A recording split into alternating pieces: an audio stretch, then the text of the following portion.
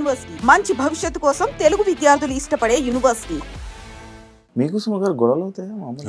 చాలా బ్రహ్మాండంగా జరుగుతాయి. అవ్వకపోతే ఇంట్రెస్టింగ్ ఉండదు. ఎప్పుడైనా భేదాభిప్రాయాలు వస్తూనే ఉంటాయి. అది ఇది చిన్న చిన్న సందర్భాలే, చిన్న సందర్భాలు అన్నీ పెద్దవి కాదు, పెద్ద మ్యాటర్లు కాదు. కొన్నిసార్లు కొన్ని ఎలిమెంట్స్లో కొంచెం అది పెద్దది అవుతుంది తప్ప పెద్ద పెద్ద మ్యాటర్లు కాదు. పెద్ద మ్యాటర్లే అసలు మా మధ్యన అంతగా అసలు పట్టించుకోం. చిన్న చిన్నవే అవి సడన్గా. జీవితం డబ్బు ఉంటే చాలా హ్యాపీగా గడిపేయచ్చు అని అంటుంటారు కదా. లైఫ్ అని గొడవలు ఏమీ అవసరం లేదు. తప్పదే. ఏది డబ్బు ఉంటే చాలా హ్యాపీగా ఉంటుంది లైఫ్. డబ్బు పెరిగే కొద్దీ గొడవలు ఎక్కువ అవుతాయి, అది చూస్తుండే. అదేంటన్నా? అవును, డబ్బు మీకు వచ్చే కొద్దీ బాగా పెరుగుతుంటుంది. ఎందుకంటే మనం కొన్నిసార్లు దుబారా ఖర్చు పెడతాం, లేకపోతే ఇది ఖర్చు పెట్టకూడని చోట ఖర్చు పెట్టేస్తాం, లేకపోతే డబ్బులు ఎక్కువ వచ్చేసాగా కాబట్టి వ్యసనాలకు వెళ్ళిపోతాం, లేదా మనకి ఎక్కువ అయిపోయింది కాబట్టి మనకు ఇంట్లో వాళ్ళకి చెప్పకుండా ఎవరికో ఒకళ్ళకి మనకు నచ్చిన వాళ్ళకి దానాలు చేసేస్తాం. ఇవన్నీ చాలా డిస్టర్బెన్స్లు తీసుకొస్తాయి. డబ్బులు ఎక్కువ అంతేగా. లేనప్పుడు మీరు ఇవేమీ చేయలేరు. ఉన్న దాంట్లో గంజో లేకపోతే చిన్న ఒక కూరతో రైస్ తిన్నాము, ఇవేగా పెట్టుకుంటారు. పెరిగే కొద్ది ప్రాబ్లమ్స్ వస్తాయి. అది నిజమే. అందుకే మిడిల్ క్లాస్ లైఫ్ చాలా బెటర్ లైఫ్. అందుకే మీరు హోమ్ టౌన్ చూడండి, చాలా బాగా ఎంజాయ్ చేస్తారు. మిడిల్ క్లాస్ ఫ్యామిలీ ఆ చిన్న చిన్న ఆనందాలు, ఫుడ్ కోసం ఫాదర్ మదర్ కష్టపడేది చిన్నది, ఎక్కువ కాదు. ఫుడ్ దగ్గర ఆ పిల్లల్ని చదివించి ఇంకో చోటికి ఎక్కడికో పంపించాలనే ఆనందం, వాళ్ళకేదో ఎల్ఐసి కట్టడంలో చిన్నది, అది ఎక్కువ మొత్తం డబ్బులు మొత్తం ఇవే చిన్న చిన్న ఆనందాలు. ఇవన్నీ ఎంత బాగుంటాయి. ఒకసారి హోమ్ టౌన్ చూస్తే అర్థం అవుతుంది. అన్నారన్న అదే సేమ్ ఇందాక పాయింటే. రాజీవ్ కనకాల గారికి ఎలా బతకాలో తెలీదు మన ఇండస్ట్రీలో. ఎవరిని వెళ్ళి నోరిచ్చి ఏది అడగరు. అందువల్లే రాజీవ్ కనకాల గారు స్టిల్ ఇప్పుడు అలానే ఉండిపోయారు. నేను అలాగే ఉండిపోవడానికి ఏం లేదు, నేను బాగానే ఉన్నా. అందరూ ఏమనుకుంటున్నా అంటే నేను అలాగే ఉండిపోయాను. బహుశా వాళ్ళు అనుకుంటున్న ఏంటంటే నేమ్ అండ్ ఫేమ్ వైజ్గా, మనీ వైజ్గా ఇంకా ఎక్కువ వచ్చేదేమో అనుకునే దీంట్లో ఉన్నారు. నాకున్న దాంట్లో నేను సాటిస్ఫైడే. నాకు మంచి క్యారెక్టర్లు వచ్చాయి, మంచి పేరు తెచ్చినవి ఉన్నాయి. 20 ఏళ్ల తర్వాత కూడా నన్ను గుర్తుంచుకునే సినిమాలు ఉన్నాయి, పాత సినిమాలు. సార్ మేము చిన్నప్పుడు మీ సినిమా చూసిన సై సార్, సార్ మీ విక్రమార్కుడు సార్, సార్ మీ స్టూడెంట్ నెంబర్ 1 సార్ అనేవి ఇంకా ఉన్నాయి. 20 ఏళ్ల తర్వాత కూడా గుర్తుంచుకుంటున్నారని మాటలు కాదు కదా ఈ పర్టికులర్ జనరేషన్. సో ఇప్పటికీ గుర్తుంచుకుంటున్నారు, గుర్తుంచుకోకుండా కాదు. సో నేను చేసినవి చాలా మటుకు గుర్తుండి, అంటే ఒక 8 ఏళ్ల క్రితం చేసిన జనతా క్యారెక్టర్ గుర్తుంచుకున్నారు, నాన్నకు ప్రేమతోలో నేను చేసిన క్యారెక్టర్ గుర్తుంచుకున్నారు. సో అలాంటివి ఏం లేదు నాకు. ఫైనాన్షియల్గా అంటారా, ఎస్ అటు ఇటుగా ఉంటుంది డెఫినెట్గా. బట్ నేను ఎవ్రీ ఇయర్ నేను చిన్న సినిమానో పెద్ద సినిమానో చేస్తూనే ఉన్నాను, నాకు డబ్బులు వస్తూనే ఉన్నాయి. అయితే మీరు అన్నట్టు కొన్నిసార్లు ఫేము నేము మెయిన్ స్ట్రీమ్లో కనపడాల్సినంత కనపడలేదు. నేను చాలా చిన్న సినిమాలు చేసుకుంటూ డబ్బులు వచ్చేవి నేను చేసుకుంటూ, అంటే నేను ఎవరిని చేయి జాపి అడగాల్సిన పని లేకుండా నా పని నేను చేసుకుంటూ. ఒకరిని చేయి చాచి అడగడం రాదు అని అంటున్నా. చేయి చాచి అడగక్కర్లేదు, కనీసం నోరు విప్పి అడగాలి. నేను కనీసం ఆ పని కూడా చేయలేదు. సో ఇప్పుడు డెఫినెట్గా ఐ కెన్ డెఫినెట్లీ ఆస్క్, లేకపోతే నా మేనేజర్ని పెట్టి మేనేజర్ ద్వారా అడిగి ఐ ట్రై టు. బట్ అది అడిగే ముందు నేను కూడా ఫిట్గా ఉండాలి కదా, అందుకే ఫిట్గా తయారవడం కోసం ప్రాసెస్లో ఉన్నాను. సుమా గారు లేకపోతే రాజీవ్ కళా గారి లైఫ్ ఇలా ఉండేదా అనేది ఒక క్వశ్చన్ మార్క్కి మీరు ఏమైనా ఆన్సర్ చేయాలనుకుంటారా? ఎలా ఉండేది ఇంతకన్నా బాగుండేదేమో, ఇంతకంటే దారుణంగా ఉండేదేమో. 2 పాసిబిలిటీస్ ఉన్నాయి కదా. అది ఏంటి ఎలా ఉండేదని మనం చెప్పలేము. ఇంతకన్నా దారుణంగా ఉండి ఉండొచ్చు, ఇంతకన్నా చాలా బాగుండి ఉండొచ్చు. 2 పాసిబిలిటీసే. ఒకటి మీరు అర్థం చేసుకోవాల్సింది ఏంటంటే, సుమా కనకాల గారు నా లైఫ్లోకి రాకముందు నుంచి రాజీవ్ కనకాల అన్నవాడు యాక్ట్ చేస్తున్నాడు. రాజీవ్ కనకాల అన్నవాడు ఎప్పటి నుంచి యాక్ట్ చేస్తున్నాడు? వాడు చిన్నప్పటి నుంచి యాక్ట్ చేస్తున్నాడు. ఎప్పుడు వాడికి 6 ఏళ్ల వయసు నుంచి యాక్ట్ చేస్తున్నాడు.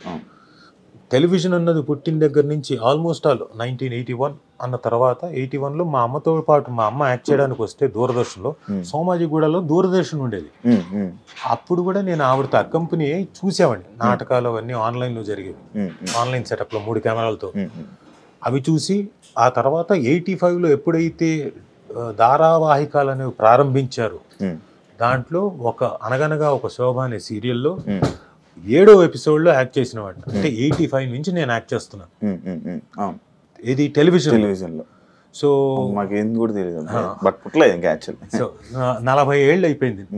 సో నా జీవితం నేను చేస్తూనే ఉన్నాను, నేను ఎక్కడా ఆగలేదు. అప్పటి నుంచి ఇప్పటిదాకా చేస్తూనే చచ్చు పుచ్చు వచ్చిందో, చిన్న సినిమానో పెద్ద సినిమానో వాట్ ఎవర్ ఇట్ ఈస్, మంచి సినిమానో మంచి క్యారెక్టరు చెడ్డ క్యారెక్టరు, ఐ డెంట్ స్టాప్. నాకు ఇక్కడ లేదు అని లేదు. చిన్నప్పటి నుంచి మా నాన్న మాకు ఓన్ ప్రొడక్షన్ ఉండేది. ఓన్ ప్రొడక్షన్ మేము చాలా సీరియల్స్ ప్రొడ్యూస్ చేసాము. చాలా సీరియల్స్ దాంట్లో మేమంతకు మేము ప్రొడ్యూస్ చేసి దాంట్లో మేమే ప్రొడక్షన్లో మేమంతా పిల్లలం అందరం స్టూడెంట్స్ అందరూ కలిసి సర్వ్ చేసేవాళ్ళం ప్రొడక్షన్లో. అలాగే మేమంతా నాకు లైట్స్ యూనిట్ ఉండేది, నేను హ్యాండిల్ చేసేవాడిని, దాన్ని మోసేవాడిని, లైట్లు ఇవన్నీ పనులు చేస్తూ వచ్చినవాడిని. సో నా స్పాన్ వేరే స్పాన్. నా యాక్చువల్గా నా జోన్ వేరు. నా తాలూకు నేచర్ కానివ్వండి, నా ప్రదేశం కానివ్వండి అంతా వేరు. నాదంతా ఎంతసేపు ఇన్స్టిట్యూటు, మాకు యాక్టింగ్ ఇదే గోల. మాకు స్కూల్ అయిపోయి వస్తే నేను యాక్టింగ్ క్లాసుల్లోనే ఉండేవాడిని. ఏదైనా ప్రొడక్షన్ జరిగితే అది మానేసి ఈ పనుల్లోనే ఉండేవాడిని. So that is totally different.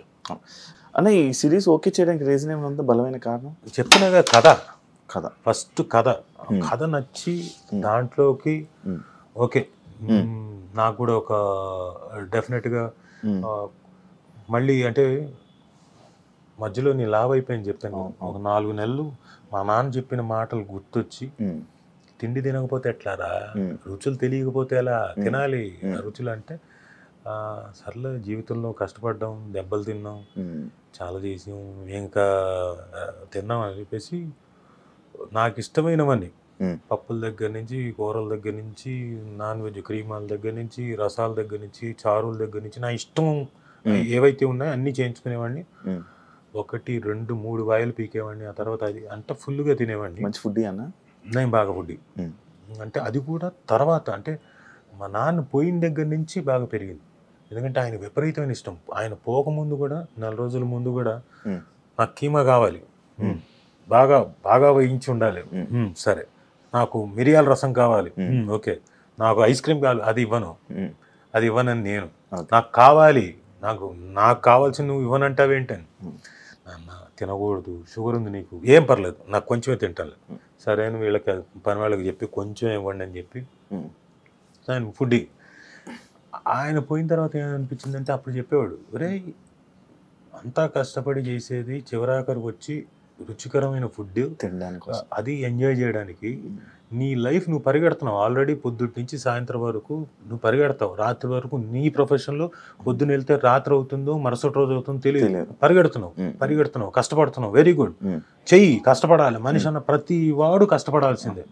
ఎవడి ప్రొఫెషన్లో వాడు కష్టపడాల్సిందే. ఈ రోజు కష్టపడ్డాం కదా అని చెప్పేసి రేపు కష్టపడకుండా ఉండలేము.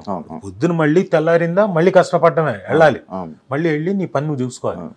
అయితే ఈ మధ్యలో మాత్రం నువ్వు తింటావు చూడు, అది కొంచెం ఎంజాయ్ చేసి తినడం నేర్చుకోరా. అవి మన రుచులురా. దాన్ని మనం ఎంజాయ్ చేయకపోతే ఇంకెందుకురా, చిన్నవేరా మనం ఎంజాయ్ చేసేది.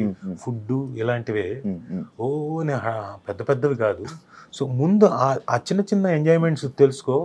ఫుడ్ చాలా ఇది షడ్రుచులు. నువ్వు ఎంజాయ్మెంట్ అది రుచులు తెలిస్తే కదా నువ్వు యాక్టింగ్ కూడా బాగా చేయగలుగుతావు, నవరసాలను కూడా బాగా పలికించగలుగుతావు. అంటే అవును కరెక్టే కదా, ఇంతకాలం పరిగెత్తాను, కడుపు మార్చుకున్నాను, ఏవో తినాల్సింది కూడా గబగబ మింగి వెళ్ళిపోయాను. కూర్చొని నమిలి మింగితే ఆ ఎంజాయ్మెంట్ వేరు కదా అనుకొని ఆయన పోయిన తర్వాత ఐ స్టార్టెడ్. బిజీ లైఫ్లో ఇంకంతే కదా, ఎప్పుడు తినేసి ఎప్పుడు వెళ్ళిపోదాం ఇట్లా తీసుకొని 5 నిమిషాల్లో అయిపోయేది నా భోజనం. అది మార్చుకున్న స్టైల్. 20 ఫాస్ట్గా తినేయాలంటుంటారు కదా అన్న తిండి దగ్గర. 22 సార్లు 32 సార్లు నమలాలంటారు ఒక ముద్ద ఎవరైనా కానీ. నాకు వాళ్ళు పెద్దలు చెప్పింది కాళ్ళు తడి ఆరే లోపల ఫస్ట్ అబ్బాయిలు ఫాస్ట్ తినేయాలి. పొరపాటును కూడా కాదు. మనం అంటే యంగ్స్టర్స్ ఉంటే లోపల మంచి జీర్ణశక్తి ఉంటుంది కాబట్టి పర్లేదు, వాళ్ళు తిన్నా ఓకే, ఫాస్ట్గా తిన్నా ఓకే. బట్ యూజువల్గా ఏం చెప్తారంటే నెమ్మదిగా నమిలి తినాలి. నమిలి మింగితే లోపలికి వెళ్ళిన తర్వాత జీర్ణశక్తి బాగా ఉండి బాగా డైజెస్ట్ అయ్యి ఒంటికి పట్టాల్సింది పడుతుంది, అవసరం లేని ఎక్స్క్రీట్ అయిపోతుంది. So any time you should have your time. ఎందుకు గంట సేపు బ్రేక్ ఇస్తారు? గంట బ్రేక్ అనేది దేనికి? 10 నిమిషాలు అనొచ్చుగా. గంట ఎందుకు ఇచ్చారు మరి మధ్యాహ్నం గంట సేపు అని? ఆ గంటలో మీరు at least you should take your 30 minutes time for eating. అది కూడా ఎలా? ఆ రుచుల్ని ఎంజాయ్ చేయకపోతే ఇంకెందుకు? ఏం తిన్నావురా, ఏం రుచి, అది ఏం రుచి, అది కారమా లేకపోతే పులుపా అనుకుంటూ డౌట్లు వస్తే ఎలా? తిన్నది ఎంజాయ్ చేయాలి, లాలాజలం మీకు నోరు ఊరాలి మీరు తినేటప్పుడు, మీరు అది ఆస్వాదించాలి. సో ఇవన్నీ గుర్తుకొచ్చి నేను నా టైంలో ఫుల్గా ఒక 4 నెలలు ఫుల్గా తిన్నాను. నైట్ టైం ఐస్ క్రీమ్లు కానివ్వండి, నా స్వీట్లు, ఎవ్రీడే స్వీట్లు 1/2 kg తినేవాడు. స్వీట్ పిచ్చా అన్న మీకు? స్వీట్ అంటే స్వీట్ క్రేవింగ్స్ ఉండేది, బట్ ఆ టైంలో మాత్రం 1/2 kg తినేవాడిని. నైట్ మాత్రం నైట్ 1/2 kg. అలాగే ఐస్ క్రీమ్ తిన్నప్పుడు ఏం చేసేవాడిని అంటే 750 ml, అంటే దాదాపుగా పావు లీటర్, అంటే కేజీకి 1/2 kg తక్కువ, అలా తినేవాడిని. దాంతో ఏమైపోయానంటే 4 నెలలు 5 నెలల స్పాన్లోనే బాగా లావ్ అయిపోయాను, నాకు తెలియకుండా లావ్ అయిపోయాను. షుగర్స్ కదన్న ఫుల్. ఇప్పుడు సన్నగా అవుతున్నాం మళ్ళీ కష్టపడి కడుపు మార్చుకొని. కానీ అలా అని చెప్పేసి రుచుల్ని మిస్ అవ్వట్లేదు, ఆ రుచుల్ని ఎంజాయ్ చేస్తూనే కొంచెం ఎంజాయ్ చేస్తూనే అలా కోట శ్రీనివాసరావు గారి లాగా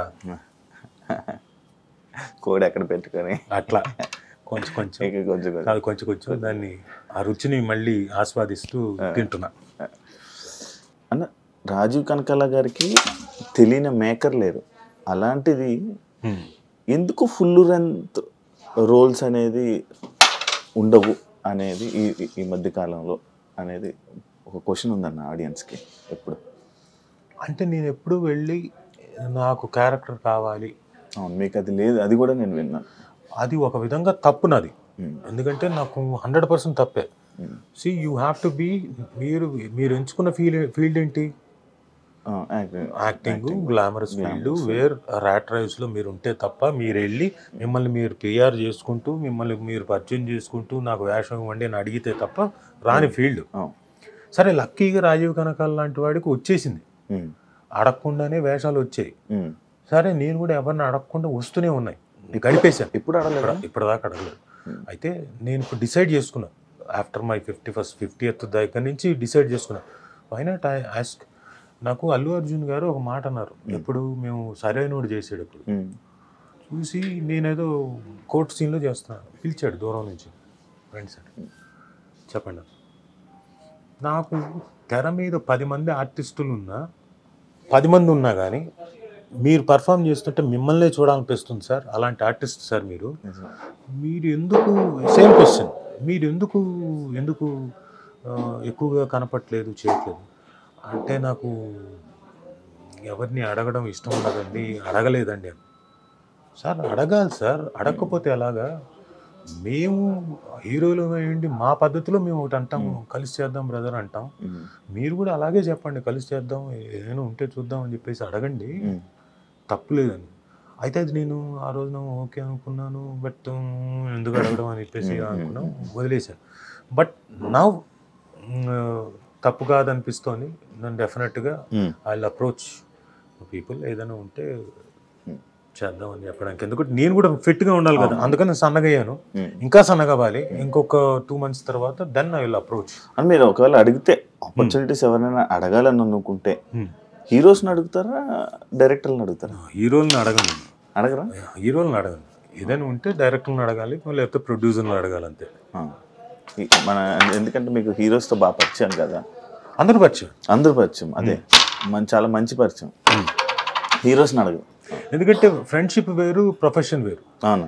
నేను ఏమైనా నాకున్న దీనికి నేను ఎవరిని అడగాలి, జాబ్ ఇచ్చేవాళ్ళని అడగాలి, అది డైరెక్టర్ లేకపోతే ప్రొడ్యూసర్. ఎందుకో వాళ్ళు కదా, వాళ్ళిద్దరిని అడుగుతాను. నాకు ఒకసారి ఒక